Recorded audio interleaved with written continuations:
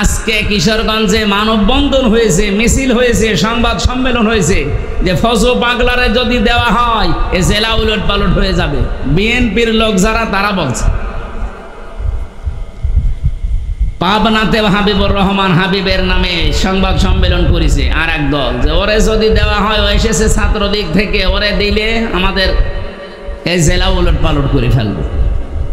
তা আপনারা জামাত ইসলামী বাংলাদেশের বিরুদ্ধে লাগার কথা বলে আসলে তো সরাসরি লাগেন আপনারা ইসলামের বিরুদ্ধে। এ জাতি এখন আমার মনে হয় পাগল, যদি একটু ভালো হয়ে যায় সবই বুঝে ফেলে। এই জন্য এরকম পাগলামি যেন আর কেউ না করে। এই এলাকায়ও যদি এরকম পাগল থাকে, সিরাজগঞ্জে না রেখে পাবনায় পাঠিয়ে দেবে। কি কথা বলেন না কেন? পাগল বাইরে থাকলেই সমস্যা। সেদিন গিয়েছিলাম পাবনায়, যে দেখলাম পাগল বেশি নেই।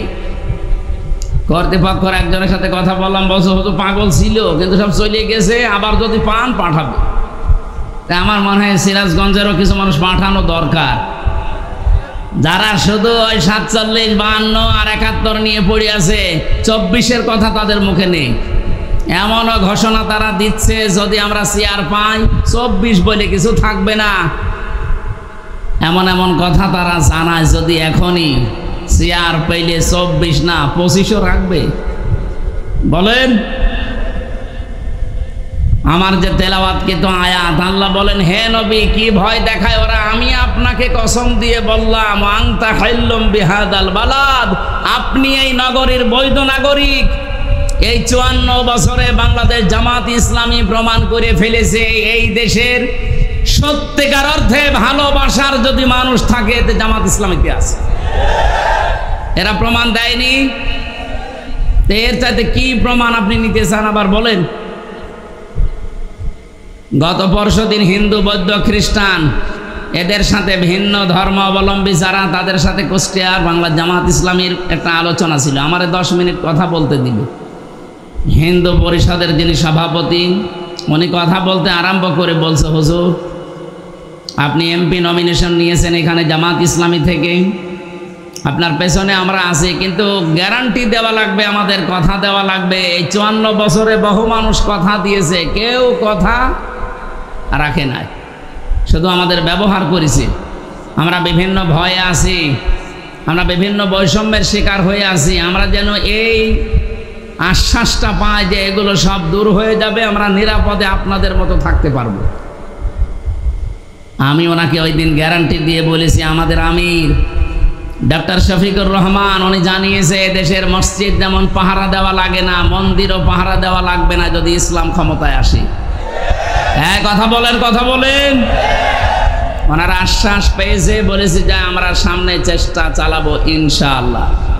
গত পরশুদিন গোবিন্দ পরামানিক বাংলাদেশের হিন্দু মহাজোটের মহাসচিব উনি জানিয়েছে দেশে জামাত ইসলামী যদি ক্ষমতায় আসে তাহলে এই দেশে সবচাইতে বেশি নিরাপদে থাকবে অন্য ধর্মের মানুষেরা।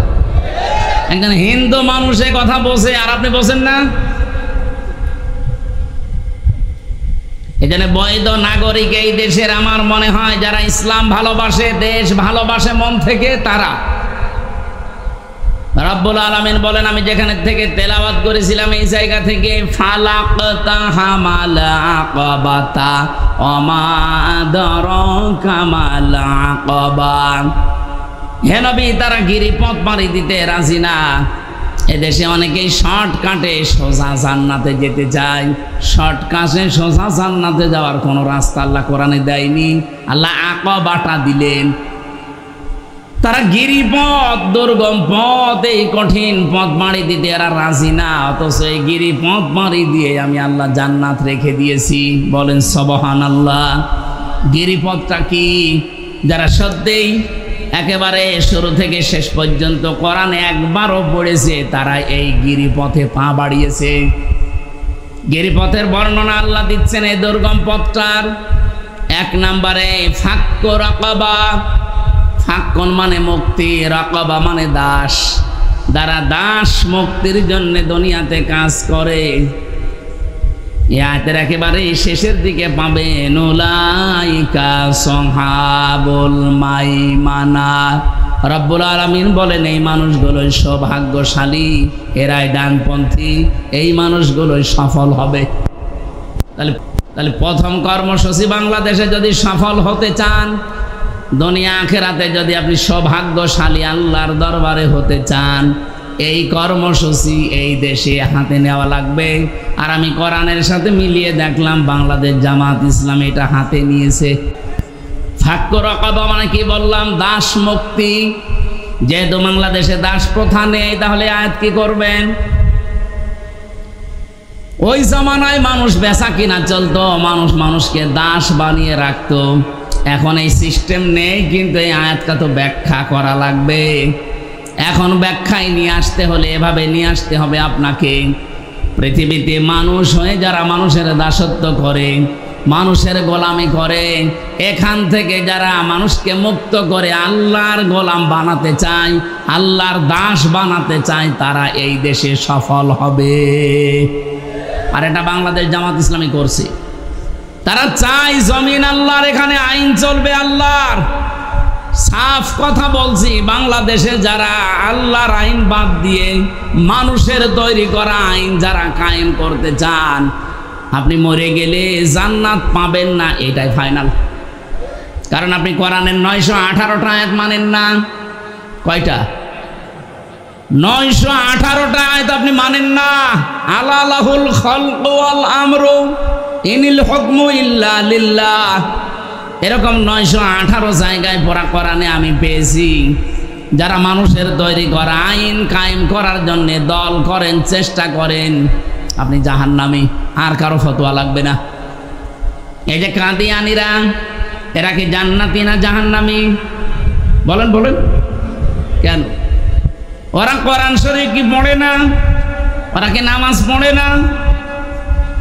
কোরআনের 6666টা আয়াতের ভেতরে সবগুলোই তারা বিশ্বাসও করে, কম বেশি মানেও। শুধুমাত্র সূরা আহজাবের 40 নম্বর আয়াতের 4 ভাগের 1 ভাগ একটা শব্দ মানে না, বিশ্বাসও করে না, মানেও না। মা কানা মুহাম্মাদুন আবা আহাদিম মির রিজালিকুম ওয়ালাকির রাসূলুল্লাহি ওয়া খাতামান নাবিয়্যিন। ওরা বলে মা কানা মুহাম্মদ ঠিক আছে, আবা আহাদিম মির রিজালিকুম তাও ঠিক আছে, মানলাম। ওয়ালাকির রাসূলুল্লাহ এটাও ঠিক আছে, কিন্তু খাতামান নাবিয়্যিন উনি যে শেষ নবী এটা মানে না। ওরা বলে শেষ নবী আর একজন আছে, গোলাম মোহাম্মদ কাদিয়ানী। বলেন নাউজুবিল্লাহ। বিবেক যদি থাকে, যদি কুকুরে প্রসাব আপনার বিবেকে না করে, ভাবেন ওরা কোরআন শরীফের মাত্র একটা আয়াতের 4 ভাগের 1 ভাগ ওরা মানে না, এজন্য ওরা কাফের।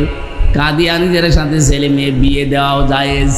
বলেন বলেন বলেন। আর যেই লোকটা বলে যে এখানে জমিন আল্লাহর, কিন্তু আইন আমরা বানিয়ে চালাবো, সে কোরআনের 1 আয়াতের 4 ভাগের 1 ভাগ না, অলরেডি 918টা আয়াত সে মানে না, সে তো কাফেরের বাপ। বলেন আমি আপনাকে বাঁচাতে চাই, আমার নিজের কোনো স্বার্থ এখানে নেই। কোরআনের চোখ হাদিসের চোখ লাগিয়ে দেখতে পাচ্ছে আপনি জাহান্নামে যাচ্ছেন, ফিরে আসেন। এরপরও যদি কারো মন মানসিকতার পরিবর্তন না হয়, আমির হামজা না, আমির হামজার বাবা না, আমার মনে হয় কাবার ইমাম যদি এখানে ওয়াজ করে আপনার কিছুই হবে না। নবীজির মুখে ওয়াজ শুনেছিল আবু জেহেল আর আবু বকর, 2 জনের নামের আগে আবু আছে। এক আবু কোরআন শোনার পরে জান্নাতি হয়ে গেছে, আবু বকর সিদ্দিক। আর এক আবু কোরআন শোনার পরে এবং ঈমান বাড়ে না, শয়তানি বেড়ে অলরেডি জাহান্নামী হয়ে গেছে। কথা বলেন না কেন? প্রথম আবু হয়ে গেলেন সিদ্দিক, উনি তো আবু বকরই ছিলেন। সত্যকে সত্য শোনার পরে, জানার পরে যখন দ্বিধাহীন চিত্তে মেনে নিলেন যে না আমার কোনো প্রশ্ন নেই, নবীজি বললেন তোমাকে আজকে আমি আর খালি হাতে ফেরত দেব না। মেরাজের মতো এত বড় কঠিন কাহিনী যখন বিশ্বাস করে ফেলেছ, আজকে থেকে তোমার নামে একটা লকব লাগিয়ে দিলাম, তুমি শুধু আবু বকর না, আবু বকর সিদ্দিক। সিরাজগঞ্জবাসী, সত্যকে সত্য জানার পরে যারা সত্যিই মেনে নিতে পারে প্রশ্ন ছাড়া দ্বিধাহীন চিত্তে, তারা কিয়ামতের দিন আবু বকর সিদ্দিকের সাথে জান্নাতে থাকবে। আর যারা সত্যকে সত্য জানার পরও আবু জেহেলের মতো মানে না, ওই মানুষগুলো। সুতরাং ইবাদতে আমরা আশা করতে পারি যে অন্য সময় কোরআনের অনুষ্ঠানে যদি একটা হাজির হলে নেকি হয়, দুইটা হাজির হয়ে যে নেকি হতো, আজকে একটা সেই নেকি হবে ইনশাআল্লাহ। আপনারা যে কষ্ট স্বীকার করলেন, যে সময় দিলেন, অর্থ দিয়েছেন, যারা কিয়ামতের ময়দানে 3টা জায়গায় টাকা খরচ করলে সে টাকার হিসাব দেওয়া লাগবে না, তার ভেতরে এই কোরআনের একটা। কেউ যদি কোরআন প্রচারে, কোরআন শিক্ষায়, কোরআন কায়েমে, এই সমস্ত জায়গায় তার নিজের অর্থ সম্পদ আর সময় খরচ করে, কিয়ামতে আল্লাহ জবাব যখন শুরু করবেন এগুলো বাইরে রাখবেন। এজন্য আমরা সব সময় কোরআন কেন্দ্রিক যেন জীবন চালাই, আমাদের কিয়ামতের ময়দানে যেন আল্লাহর কাছে জবাব দেওয়াই না লাগে। বলেন আমিন। আমরা সূরা বালাদের যে প্রথম 2টা আয়াত পড়লাম, কি বুঝলাম এখান থেকে? 1500 বছর আগে বিশ্বনবী মুহাম্মদ রাসূলুল্লাহকে তারা অবৈধ ঘোষণা দিয়েছিল মক্কার জন্য। তারা সুর তুলেছিল যে উনি আমাদের দেবতাদের বিরুদ্ধে কথা বলে। আমার মনে হয় 1500 বছর পর এই বাংলাদেশে এখন অনেকের ভেতরে সে আবু জেহেল, আবু লাহাবের প্রেতাত্মারা ভর করেছে। আপনি দেখেন, এদের মুখে 24-এর কোনো আলোচনা পাবেন না। এদের মুখে আলোচনা আসলেই হয় 71, নয় 47, নয় 52। আমরা ওগুলোর বিরুদ্ধে না, ওগুলো ন্যায়সঙ্গতভাবে আমরাও মানি, কিন্তু আপনাকে 24 মানা লাগবে তো আগে, কারণ এটা রিসেন্টলি। আমি 71 দেখি নাই, আমি 52 দেখি নাই, আমি 47ও দেখি নাই, কিন্তু আমি 24 দেখেছি। কথা বলেন না কেন? আগামীতে দেশ যদি চলে 24-এর চেতনায় চলবে। কথা তুললে আপনাকে কেন পুরাতন কথা বলা লাগবে? নবীজিকে ওই সময় যে সমস্ত তকমা দিত, ট্যাগ দিত, এদেশে এখন নবীর পথে সত্যিকার অর্থে যারা চলতে চায় তাদেরকেও এরকম বিভিন্ন ট্যাগ দেওয়া হচ্ছে। আবহমান কাল থেকে বাংলার এই বুকে তাফসীর মাহফিল, ওয়াজ মাহফিল, মিলাদ মাহফিল, বিভিন্ন জায়গায় কোরআনের সঠিক কথাগুলো না বলতে বলতে আমাদের অভ্যাস হয়ে গেছে যে কোরআন শরীফ আর রাজ্য রাজনীতি মনে হয় আলাদা। عن معاذ بن جبل رضي الله تعالى عنه قال قال النبي صلى الله عليه وسلم خذوا الطعام دما كان فإذا صار رشوة في الدين ولستم بتاركيه يمنعكم الفقر والحاجة ألا إن الكتاب والسلطان لا يفترقان فلا تفارقوا الكتاب.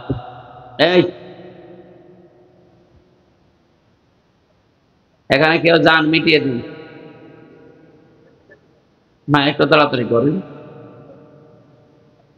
শয়তান তো আর বসে নেই, শয়তান তো শয়তানি করার জায়গা পাচ্ছে না। দেন 2টাকে 2 দিকে সরিয়ে দিন, বাকিগুলো এদিকে চলে আসে। সুবহানাল্লাহ আলহামদুলিল্লাহ লা ইলাহা ইল্লাল্লাহ। এই জিকির করেন তো আগে। সুবহানাল্লাহ আলহামদুলিল্লাহ লা ইলাহা ইল্লাল্লাহ লা ইলাহা ইল্লাল্লাহ মুহাম্মাদুর রাসূলুল্লাহ।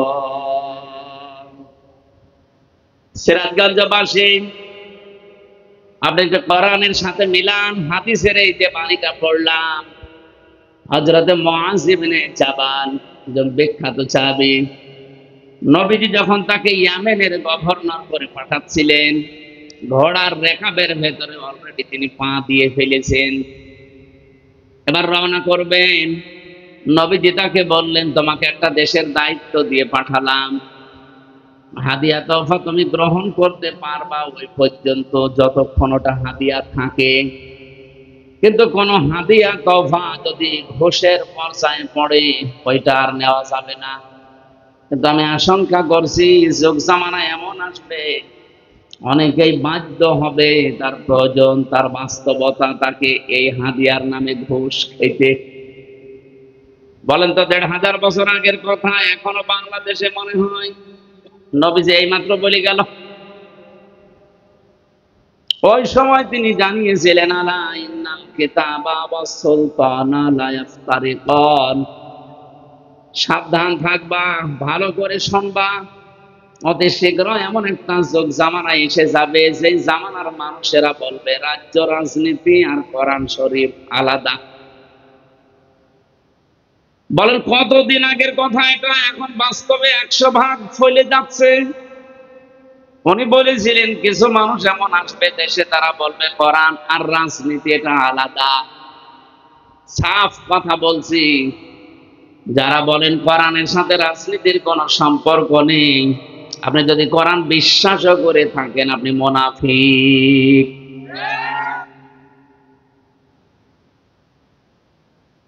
হালা তুফারিকুল কিতাব, হে আমার উম্মতেরা সাবধান, কোনদিন আল্লাহর কিতাবের রাজনীতি থেকে নিজেকে আলাদা করবা না।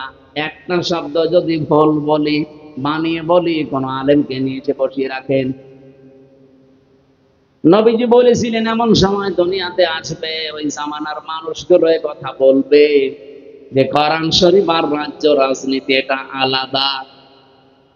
ফালা তুফারিকুল কিতাব, তোমাদের আদেশ দিলাম ফালা, কখনোই না, তুফারিকুল কিতাব, তোমরা কিতাবের রাজনীতি থেকে আলাদা হবা না। কারণ কোরআনের রাজনীতির বাইরে যারা রাজনীতি করে এরা দুর্নীতিবাজ। বাংলাদেশ জামাত ইসলামী থেকে 18 জন এমপি এই দেশে উপহার দিয়েছিলাম। এ পৃথিবী প্রমাণ করে দিয়েছে 18 জনের জীবনে 1 টাকা দুর্নীতি পাওয়া যায়নি। হ্যাঁ, কথা বলেন না কেন? 2 জন মন্ত্রী ছিল, অণুবীক্ষণ যন্ত্র দিয়েও খুঁজে চায় না, দুর্নীতি পায়নি। মাওলানা মতিউর রহমান নিজামী রহমতুল্লাহ আলাইহি, আল্লাহর এই শহীদ বান্দা মন্ত্রিত্ব চালিয়ে 36 টাকা বেঁচেছিল, রাষ্ট্রকে ফেরত দিয়েছে। বাংলাদেশের ইতিহাসে মনে হয় এই প্রথম। এর আগে কেউ দিতে পেরেছে? বলেন বলেন। শিল্পমন্ত্রী থাকাকালীন আমার কুষ্টিয়াতে যে চিনির কল আছে, 1965 সালে এটা তৈরি, আজ পর্যন্ত শুধুমাত্র 3 বার লাভ হয়েছে, তাছাড়া আজ পর্যন্ত কোনোদিন লাভ হয়নি, প্রত্যেক বছর লস হয়েছে। মাওলানা মতিউর রহমান নিজামী যে 3 বছর মন্ত্রী ছিলেন, শিল্পমন্ত্রী, ওই 3 বছর শুধু লাভ হয়েছিল। এই জন্য আমরা গ্যারান্টি দিতে পারি এই দেশে দুর্নীতি মুক্ত করার জন্য জামাত ইসলাম আর শিবিরের বাইরে কল্পনাও করা যায় না। আপনি রাগ করলেন আর ভালো বললেন আমার দেখার দরকার নেই, সত্য কথা যেটা এটা আমি বলছি, আপনি চ্যালেঞ্জ দেন। 200-র উপরে উপজেলা চেয়ারম্যান ছিল, সবগুলো দুর্নীতি মুক্ত। 252 জনের উপরে উপজেলা চেয়ারম্যান, ভাইস চেয়ারম্যান ছিল, সবগুলো দুর্নীতি মুক্ত। 1000-এর উপরে প্রায় ইউনিয়ন চেয়ারম্যান ছিল, সবগুলো দুর্নীতি মুক্ত। 1500-র উপরে প্রায় মেম্বার ছিল, একটাও দুর্নীতিগ্রস্ত না। আমি যে তালিকা বললাম বানিয়ে বলি নাই, সবগুলো দেখে দেখে বললাম। বাইরে যত দল আছে আপনি বলেন, তারা তো এই 54 বছরের পালাক্রমে গেছে। একটা মানুষকে দেখান যে তার জীবনে দুর্নীতি নেই। আপনাকে এর চাইতে কি দেখানো লাগবে? এর চাইতে বেশি দেখাতে হলে আমার মানুষ দিয়ে হবে না, জিবরাইলকে নিয়ে আসা লাগবে। এই জন্যই তো আমরা গ্যারান্টি দিতে পারছি। আমিরে জামাত ডক্টর শফিকুর রহমান হাফিজাহুল্লাহ উনি ঘোষণা দিয়েছে বাংলাদেশে 296 জন অলরেডি প্রার্থী উনি ঘোষণা দিয়ে ফেলেছে, আরো 4 জন বাকি আছে। যদি এই মানুষগুলো নির্বাচিত হতে পারে, 100 টাকা দিয়ে যদি তারা নির্বাচনে নির্বাচিত হয়, 5 বছর পরে ওই 100 টাকাই থাকবে, 1 টাকাও বাড়বে না। আপনি জিজ্ঞাসা করেন ওনাকে বলেছে কিনা। আমার যেদিন ঘোষণা হয় জানিয়েছে যে কয় টাকা নিয়ে এমপি হবেন, এমপি 5 বছর থাকার পরে ওই একটা টাকাও বাড়বে না, বাড়লে খবর আছে। আপনি বাংলাদেশের 73টার উপরে দল আছে, 49টা শুধু নিবন্ধিত। শেষে আমাদের নিবন্ধন ফিরিয়ে দিয়ে 50টা হয়েছে। যতগুলো নিবন্ধিত দল আমি চ্যালেঞ্জ দিলাম, যদি ঘোষণা দিতে পারে যে আমার দল থেকেও যদি কেউ এমপি হয়, মন্ত্রী হয়, 5 বছরে তার একটা টাকা বাড়বে না, আরো কমে যাবে, আমার মনে হয় কোন দল থেকে এমপি দাঁড়াবেই না। চিন্তা করবে ছাতা করে করবো কি? আমি আসি এই রাস্তায় 10 কোটি টাকা খরচ করে 100 কোটি টাকার মালিক হওয়ার জন্য। আরে কে ঘোষণা দিল যে একটা টাকাও নাকি বাড়বে না? ও ছাতা আমার দরকার নেই, আমি সুবহানাল্লাহ জিকির করি। এই ময়দানগুলোতে সত্যি করে বলছি, আমরা কোরআনের কথাগুলো সঠিকভাবে না বলতে বলতে আমাদের অভ্যাসই হয়ে গেছে। এখানে মনে হয় কবরের কথা বলা লাগবে, সে কবরের কথাও তো আপনারা বলতে দেন না। কারণ কবরের ভেতরে প্রথমে আপনাকে নেওয়ার সময় যে কথা আমরা বলি আপনার জীবনের সাথে তো মিলে না। কবরে প্রথম নাম্বারে বলা হবে বিসমিল্লাহি ওয়া আলা মিল্লাতি রাসূলিল্লাহ, আল্লাহর নামে রাসূলের দলে তুলে দিয়ে গেলাম। আপনি আল্লাহর নামেও নেই, রাসূলের দলেও নেই, এই কথা বলেন না কেন? আন আবি যাররিন রাদিয়াল্লাহু তাআলা আনহু قال قال النبي صلى الله عليه وسلم من ادعى ما ليس له فليس منا وليتبوأ مقعده من النار।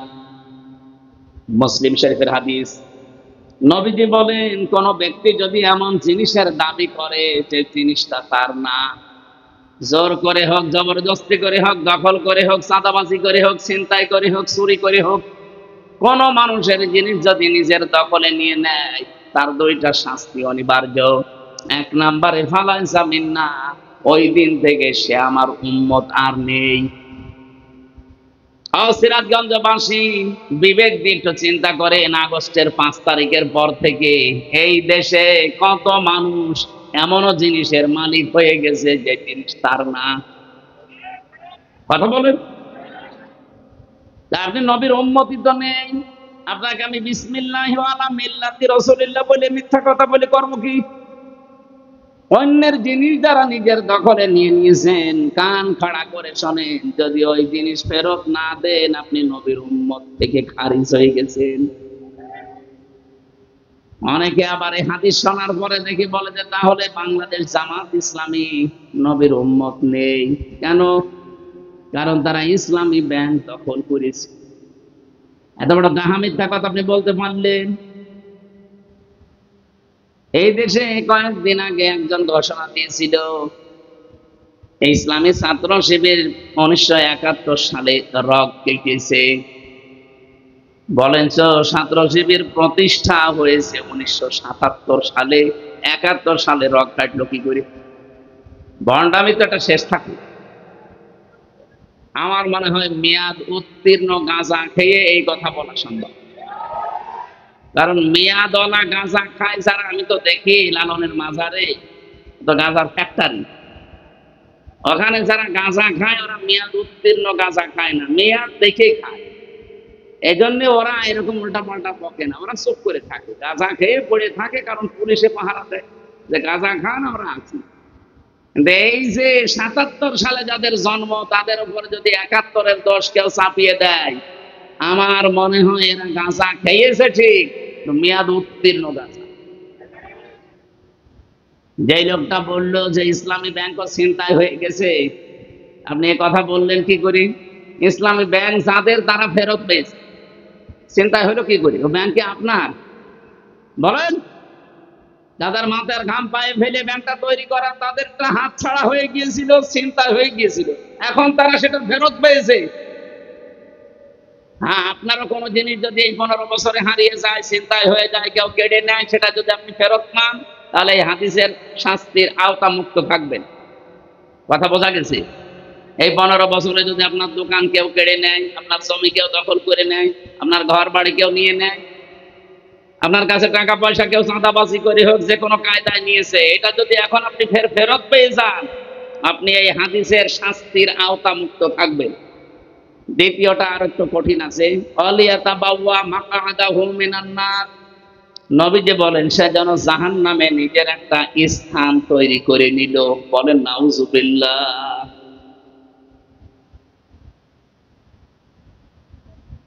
সিরাজগঞ্জবাসী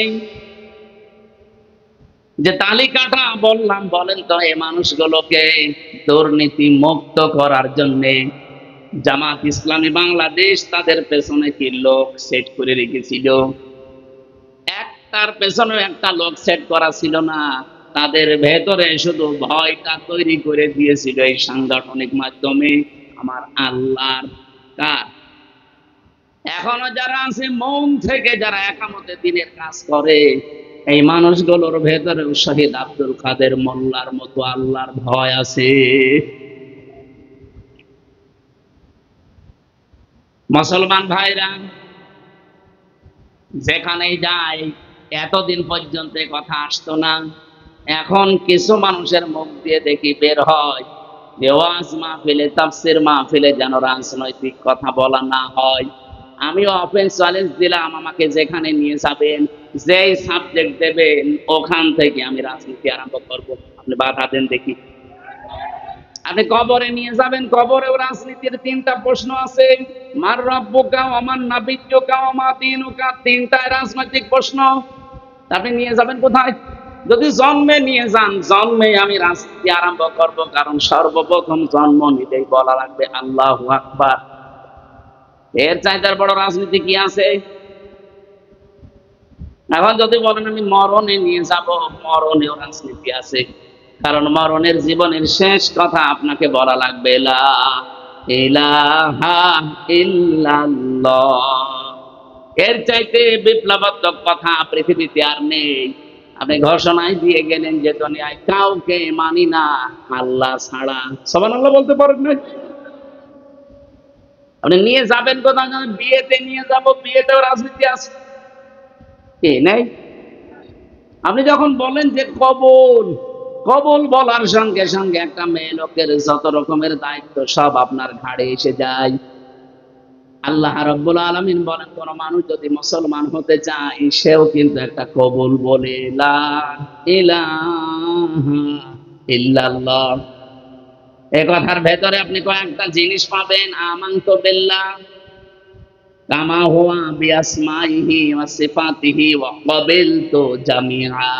আমি কবুল করে নিলাম আল্লাহর যত বিধান আছে সব। রাজনীতি নেই কোথায়? রাজনীতির বাইরে কোরআন শরীফে আপনি কথাই পাবেন না। তাফসীর মাহফিল লিখে দিয়েছেন, আবার বলেন রাজনীতি করবেন না। কোরআনের বাইরে যদি আমি কোনো কথা বলি, ওটা তো আর রাজনীতির বাইরে গেলে দুর্নীতি হয়ে যায়। অন্য বছরের কথা বাদ দিয়ে এই 15 বছরের হিসাব করে বলে, যারা কোরআন বাদ দিয়ে রাজনীতি করেছে তাদের জীবন পুরাটাই দুর্নীতিগ্রস্ত। ভূমি মন্ত্রী ছিল একজন, 620টা বাড়ি বানিয়েছিল। কয়েকদিন আগে আমি মালয়েশিয়া গিয়েছিলাম, যে হোটেলে উঠলাম, নিচে নেমে দেখি শয়তান বসে আছে। আমারে দেখে বলছো, হুজুর আমি আগেই পালিয়েছি। আপনি পালাবেন কেন? আপনার না শুনেছি 620টা বাড়ি আছে, কিন্তু আমি থাকতে পারি না। মালয়েশিয়াতে আমার সাহেব পাড়ায় ঘর আছে, বাড়ি আছে, কিন্তু তালা লাগানো। আমি যাব কি করে? কারণ এই দেশে 30 লাখ বাঙালি আছে। যদি আমারে ভাই ভর্তা বানিয়ে ফেলবে, এই জন্য আমি চুরি করে আসি। এই হোটেলে থাকি, আমি নামিও না, মাঝে মাঝে নামি আবার চলে যাই ঘরে। আমি মনে হয় যে জেলখানায় আছি। আমারে বলছে কাউকে কিছু বলবেন না, শুধু দোয়া করবেন। তা আপনার জন্য আমার দোয়া আসবে।